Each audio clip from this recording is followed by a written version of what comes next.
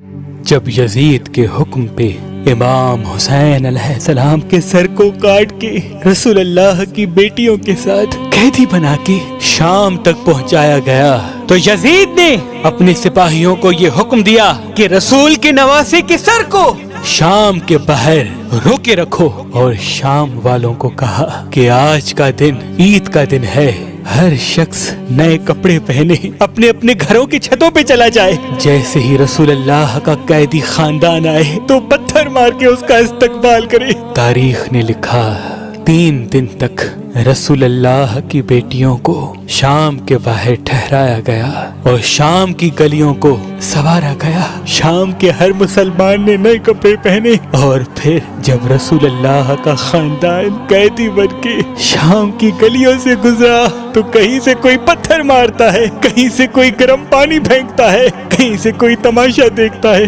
رسول اللہ کی نواسی بی بی زینب سلام اللہ علیہا بے چادر شام کی گلیوں سے چل رہی ہیں، اور امام حسین علیہ السلام کا سر نوکے نیزہ پہ قرآن کی تلاوت کر رہا ہے۔ بس جیسے ہی قیدی سادات یزید کے محل میں پہنچے، یزید نے امام حسین علیہ السلام کے سر کو سامنے رکھا، ہاتھ میں لاٹھی کو لے کے امام حسین علیہ السلام کے سر کی توہین کرنے لگا۔ اس وقت یزید کے محل میں روم کا ایک سفیر موجود تھا۔ اس نے جب یہ دیکھا کہ عجیب قافلہ ہے، بے پرتہ بیبیاں ہیں، شرابیوں کا مجمع ہے، ایک بیمار زنجیروں میں جکڑا ہوا ہے اور ایک نورانی سر یزید کے سامنے رکھا ہوا ہے، اس نے سوچا یہ کوئی بڑے مجرم ہیں جن کو اتنی بدترین سزا مل رہی ہے۔ لوگوں سے پوچھا یہ کون ہے؟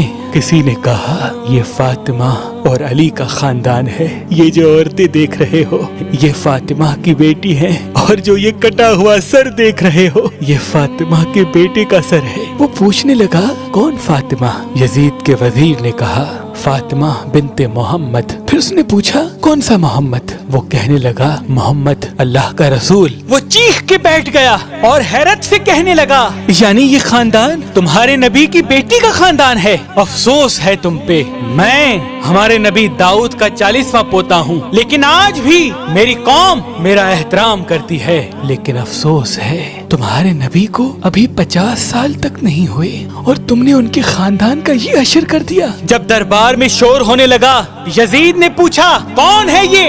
سپاہیوں نے کہا روم کا سفیر ہے جو یہ کہہ رہا ہے کہ جس نبی کا کلمہ پڑھتے ہو اسی کے خاندان کو قتل کرتے ہو۔ یزید نے کہا اس کی یہ مجال، اس کا سر قلم کر دو۔ جب اس کا سر کاٹا جا رہا تھا تو وہ کہنے لگا میں تسلیم کرتا ہوں کہ تمہارا نبی سچا ہے، لا الہ الا اللہ محمد الرسول اللہ۔ سپاہیوں نے پوچھا ہم مسلمان تو تمہیں قتل کر رہے ہیں، تم ہمارے نبی کا کلمہ کیوں پڑھ رہے ہو؟ وہ کہنے لگا کل رات میرے خواب میں عیسیٰ مسیح اور حضرت داؤد علیہ السلام آئے تھے اور وہ فرما رہے تھے کہ تمہاری وجہ سے ہمارا سر اونچا ہوگا تو آخری سچے نبی محمد کے نواسے کے لیے سچ کہتے ہوئے مارا جائے گا۔ اے لوگو میں تسلیم کرتا ہوں تمہارا نبی سچا ہے، لیکن افسوس ہے تم لوگوں نے اپنے نبی کی صداقت، شرافت اور ان کے خاندان کی قدر نہیں کی۔